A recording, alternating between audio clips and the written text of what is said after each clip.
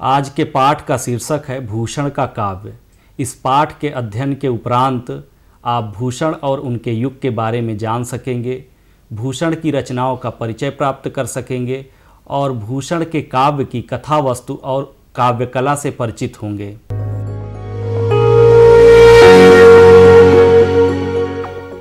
आचार्य रामचंद्र शुक्ल ने हिंदी साहित्य के इतिहास का काल विभाजन करते हुए जिस काल के भीतर किसी विशेष प्रकार की रचनाओं की प्रचुरता देखी, उसे अलग कालखंड मानकर उसका नामकरण उन्हीं रचनाओं के स्वरूप के अनुसार किया। इस दृष्टि से देखा जाए तो वीरगाथात्मक रचनाओं की प्रचुरता हिंदी साहित्य के प्रारंभिक काल में रही, जिसे शुक्ल जी ने वीरगाथा काल नाम दिया। भूषण इस काल से लगभग 300 साल बाद हुए, जब श्रृंगार रस का बोलबाला था। भूषण ने युगीन प्रवृत्तियों के विपरीत अन्याय के विरुद्ध संघर्ष करने वाले नायकों वीर शिवाजी और छत्रसाल को वर्ण विषय बनाकर काव्य की रचना की। इनके प्रभाव में वीर रस के अनेक उत्कृष्ट कवियों का आविर्भाव हुआ। हिंदी के प्रारंभिक साहित्य इतिहास लेखक गारसा दा तासी व जॉर्ज ग्रियर्सन ने भूषण की रचनाओं की चर्चा नहीं की। इसके पीछे इन लेखकों का उपनिवेशवादी दृष्टिकोण था। वे किसी ऐसी नवधारा को भारतीय जनमानस के सामने नहीं लाना चाहते थे जिससे उनके अंदर आत्मगौरव की भावना जागृत हो और अंग्रेजी सत्ता को किसी प्रकार के खतरे का सामना करना पड़े। यद्यपि आदिकाल में भी वीर रस प्रधान रचनाएं हुईं, किंतु आदिकाल के रचनाकारों के नायकों का यथार्थ से वैसा गहरा रिश्ता न था जैसा भूषण के नायक शिवाजी और छत्रसाल का था। अतः भूषण अपने युग के अन्य कवियों से विशिष्ट और महत्वपूर्ण हैं।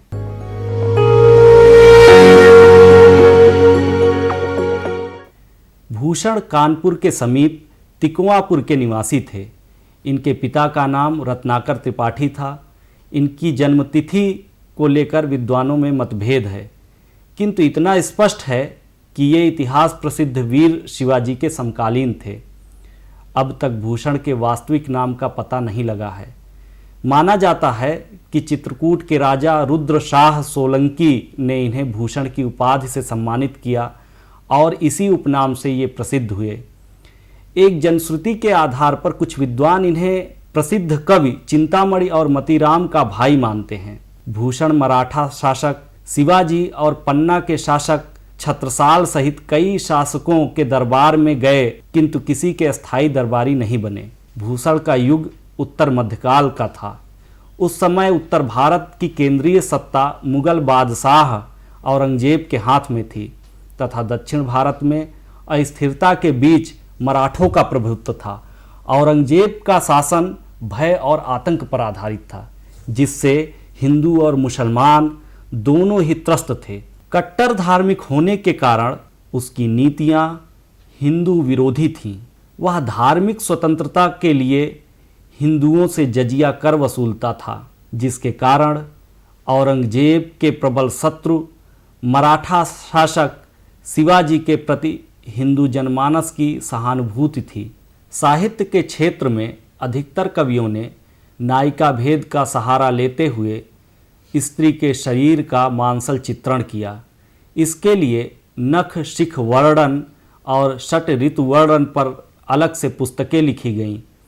रीतिकाल के ऐसे कवियों के कारण ही आचार्य रामचंद्र शुक्ल को कहना पड़ा कि रीतिकाल के ग्रंथों की इस परंपरा द्वारा साहित्य के विकास में बाधा पड़ी। भूषण ने श्रृंगार के बजाय वीर रस से ओतप्रोत रचना की, किंतु रीति पद्धति का ध्यान रखा।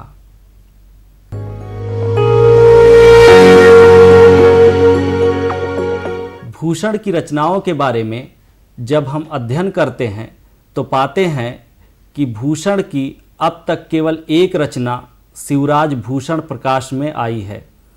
इसके अतिरिक्त शिव सिंह सेंगर के इतिहास ग्रंथ में अन्य 3 रचनाओं भूषण हजारा, भूषण उल्लास और दूषण उल्लास का उल्लेख मिलता है, जो अप्राप्य है। भूषण के नाम से प्रचलित अन्य 2 ग्रंथ छत्रसाल दशक और शिवा बावनी फुटकर छंदों का संग्रह है।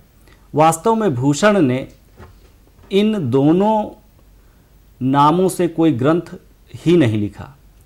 विश्वनाथ प्रसाद मिश्र के अनुसार इन दोनों ग्रंथों के लिए उत्तरदायी भाटिया बुक सेलर्स गोवर्धन दास लक्ष्मीदास है, जिसने 1890 ईस्वी में शिवा बावनी और छत्रसाल दशक का पहला प्रकाशन किया था। शिवा बावनी का संग्रह भाटों से सुनी सुनाई कविता और प्राचीन ग्रंथों से मिलने वाली भूषण की कविता का संकलन करके किया गया है तथा बावनी नाम के लिए एक किंवदंती का सहारा लिया गया, जबकि छत्रसाल दशक का कोई आधार नहीं है। कहा जाता है कि छत्रसाल की प्रशंसा में कुछ फुटकर छंद प्राप्त हुए, जिसे उक्त प्रकाशक ने भूषण के नाम से छाप दिया। अतः भूषण का प्रामाणिक ग्रंथ शिवराज भूषण तथा कुछ फुटकर छंद मात्र ही हैं।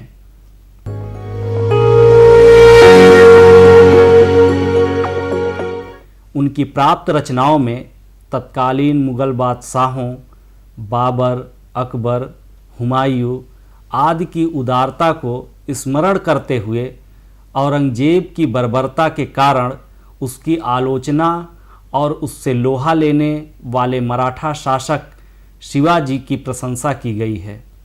इसके साथ ही उनके काव्य में तत्कालीन हिंदू जनमानस की आकांक्षा को भी अभिव्यक्ति मिली है।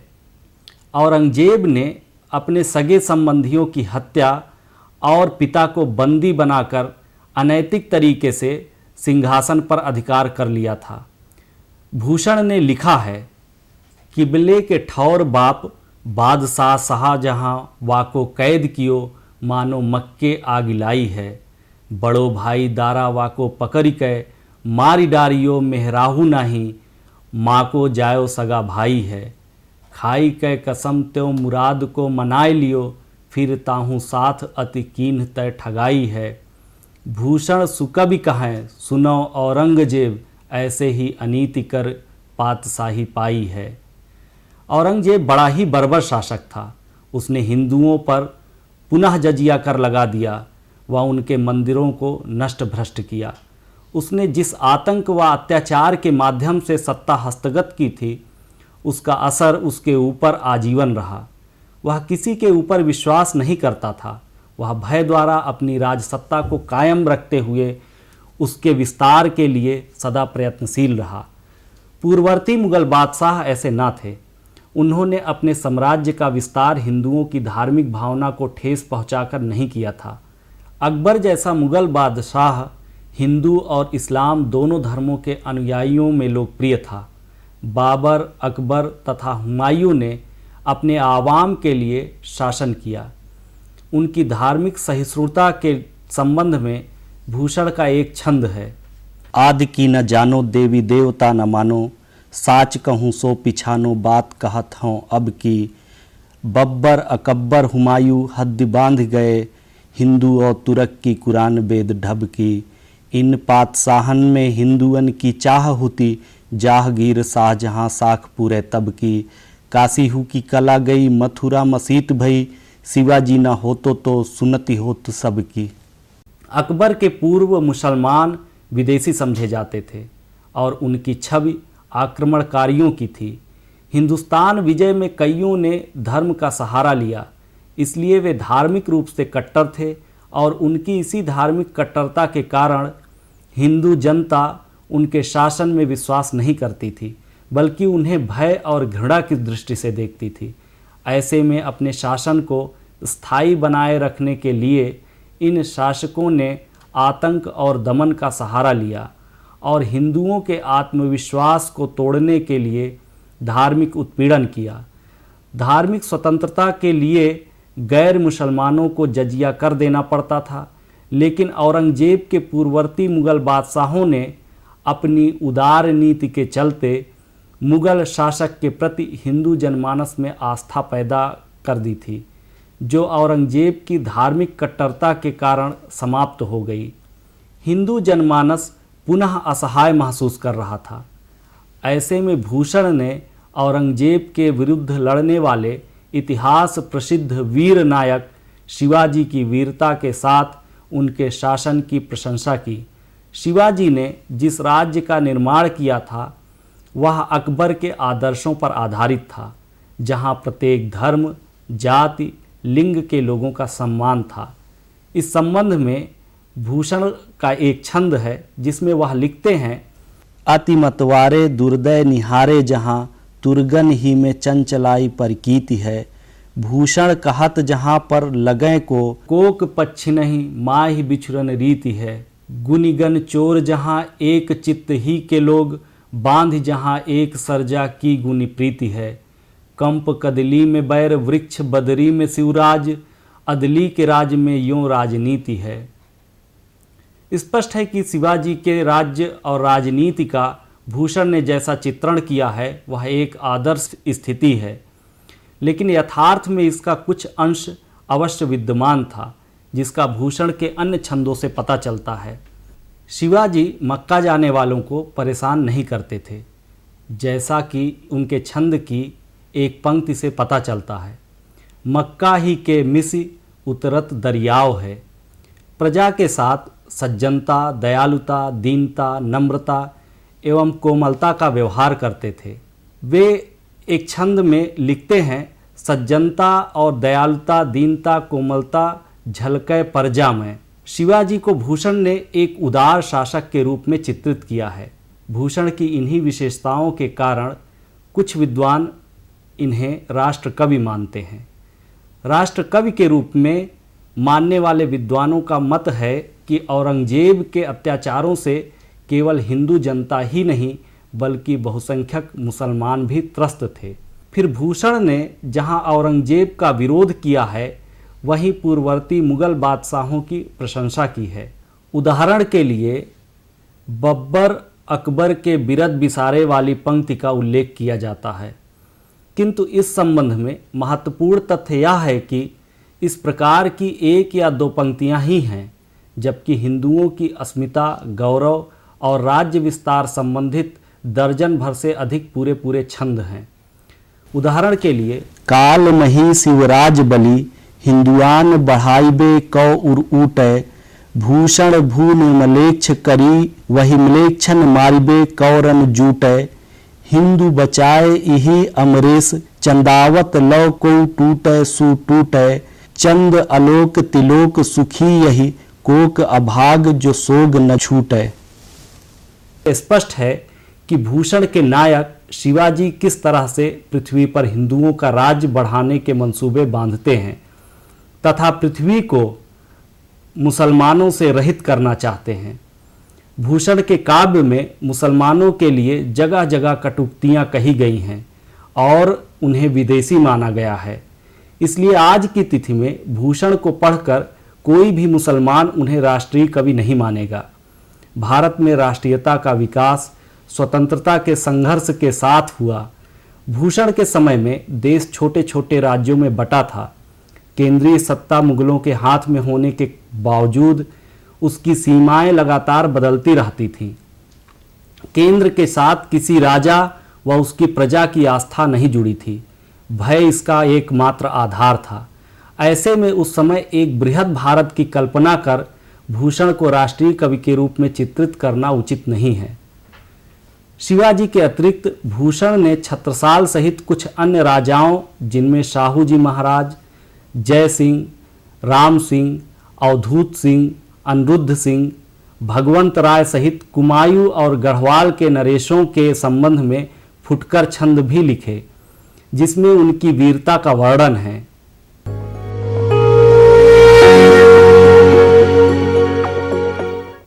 किसी काव्य अथवा कवि की सफलता में चुना गया वर्ण विषय अत्यंत महत्व रखता है। भूषण ने अपने काव्य का वर्ण विषय इतिहास प्रसिद्ध वीर नायक शिवाजी को चुना, जो उनके ओजमयी काव्य के सर्वथा अनुकूल थे। भूषण के काव्य की सफलता का आधा श्रेय यदि भूषण को है तो शेष आधा श्रेय उनके नायक शिवाजी को जाता है, जिनकी वीरता के किस्से भारत के जन जन में प्रचलित हैं। भूषण ने रीतबद्ध कवियों का अनुसरण करते हुए शिवराज भूषण को एक अलंकार ग्रंथ बनाया है, किंतु इस ग्रंथ में अलंकारों के बारे में विस्तृत जानकारी उपलब्ध नहीं है। अन्य रीतिबद्ध कवियों की तरह भूषण ने लक्षण उदाहरण की परिपाटी का उपयोग किया है। अलंकारों का भेद करते हुए पहले छंद में उसका लक्षण बताया है, उसके बाद अगले छंद में उदाहरण प्रस्तुत किया है। लेकिन कहीं कहीं लक्षण दिया गया है तो उदाहरण नहीं है, और उदाहरण है तो लक्षण नहीं है। लक्षण और उदाहरणों का तालमेल भी बिगड़ा है, जैसे इस छंद के माध्यम से हम देख सकते हैं। पिय पहाड़न पास न जाहू, यों त्य बहादुर कौं कह सोख हैं, कौन बचो है नवाब तुम्हें भनी, भूषण भोयसिला भूप के रोक हैं, बंद कियो है साइस्ताऊ खा, जसवंत से भाऊ करन के दोख हैं, सिंह शिवाजू के बीरन सौगे, अमीर न बंच गुनी जन धोख हैं। इस उदाहरण में शाइस्ता खां के कारण भाऊ के साथ शिवाजी ने जो किया उसे सुनकर शत्रु पक्ष की स्त्रियों को अपने पति के सुरक्षित न होने का भ्रम पैदा हो जाता है। किंतु यह उदाहरण ठीक नहीं है, क्योंकि भ्रम पूर्ण विश्वास के साथ नहीं हो सकता है, जैसा कि इस छंद में दिखाया गया है। भूषण के काव्य के अध्ययन से ऐसा लगता है कि भूषण को अलंकारों का ज्ञान था, किंतु रीत की परिपाटी में बंधना उनका उद्देश्य नहीं था। ये केवल शिवाजी का यशोगान करना चाह रहे थे। भूषण ने जहाँ किसी बंधन को स्वीकार नहीं किया, वहाँ रचना अति सुंदर बन पड़ी है। इससे पता चलता है कि भूषण अगर रीति मुक्त रचना करते तो वह और भी उत्कृष्ट होती। शिवराज भूषण में वीर रस से ओतप्रोत शिवाजी की वीरता का वर्णन मिलता है, जिसमें वीरता के 4 प्रकार बताए गए हैं: युद्धवीर, दयावीर, दानवीर और धर्मवीर। भूषण की रचना में इन चारों प्रकार की वीरता का चित्रण हुआ है। युद्धवीर को अन्य तीनों प्रकार के वीरों में प्रधानता दी गई है, इसलिए युद्धवीर का एक उदाहरण देखते हैं। साज चतुरंग सैन अंग में उमंग धरी, सरजा शिवाजी जंग जीतन चलत हैं, भूषण भनत नाद बेहद नगारन के, नदी नद मद गए बरन के रलत हैं, ऐल फैल खैल भैल खलक में गैल गैल, गजन की ठेल पेल सैल उसलत हैं, तारा सो तरनी धूरी धारा में लगत जिमी, थारा पर पारा पारा वार यूं हलत है। शिवराज भूषण में वीर रस के अतिरिक्त श्रृंगार तथा हास्य रस को छोड़कर अन्य सभी रस सहकारी रूप में आए हैं। रौद्र और भयानक तो वीर रस के अनुषंगी हैं। युद्ध के बाद युद्ध क्षेत्र के वर्णन में विभत्स रस का आना स्वाभाविक है। पराजित सेना की स्त्रियों में करुण रस का धन दौलत लुट जाने पर निर्वेद पैदा होने के कारण शांत रस का परिपाक हुआ है। भूषण का भाषा पर पूर्ण अधिकार था। उन्होंने ब्रज भाषा का आश्रय लेते हुए संस्कृत, प्राकृत, बुंदेली, अवधी, खड़ी बोली, मराठी तथा अरबी फारसी आदि शब्दों का खुलकर प्रयोग किया है। रीतिकाल में ब्रज भाषा का प्रयोग ब्रज क्षेत्र से बाहर हुआ, जिसमें उस बोली का पुट भी देखने को मिलता है। भूषण बैसवाड़े के रहने वाले थे, इसलिए उनकी भाषा में अवधी शब्दों का सम्मिश्रण हुआ। ब्रज भाषा के पूर्व चूंकि अवधी काव्य भाषा के रूप में प्रतिष्ठित थी, ऐसे में भूषण की रचनाओं में इसकी बहुलता स्वाभाविक है। भूषण के समय दिल्ली और मेरठ के आसपास अरबी, फारसी और हिंदी के मिश्रण से एक नई भाषा जन्म ले रही थी, जिसे हम उर्दू या खड़ी बोली कह सकते हैं। औरंगजेब के राजदरबार से संबंधित छंदों में भूषण ने इसका प्रयोग किया है। भूषण के नायक छत्रसाल बुंदेलखंड और शिवाजी महाराष्ट्र के रहने वाले थे, इसलिए भाषा को अधिकाधिक लोकग्राह्य बनाने के लिए बुंदेली और मराठी को भी अपनी भाषा में मिलाया। उस समय मुगलों की राजभाषा फारसी थी, इसलिए मुगल दरबार से संबंधित छंदों में जीवंतता लाने के लिए भूषण ने ऐसे शब्दों का जानबूझकर प्रयोग किया है। भूषण के प्रमुख छंद दोहा, कवित, सवैया आदि हैं। उन्होंने सहज और सरल भाषा में छंद रचना का प्रयास किया। उनकी भाषा में तत्सम की अपेक्षा तद्भव शब्दों का प्रयोग अधिक देखने को मिलता है। भूषण का काव्य वीर रस से युक्त होने के कारण ओज गुण से परिपूर्ण है। इनके काव्य में मुहावरों और लोकोक्तियों का सुंदर प्रयोग हुआ है। उदाहरण के लिए उनकी एक पंक्ति है, सिंह की सिंह चपेट सह गजराज को धंका। शिवराज भूषण और फुटकर छंदों की भाषा में अंतर पाया जाता है। शिवराज भूषण की भाषा की अपेक्षा फुटकर छंदों की भाषा अधिक उत्कृष्ट और मंजी हुई है।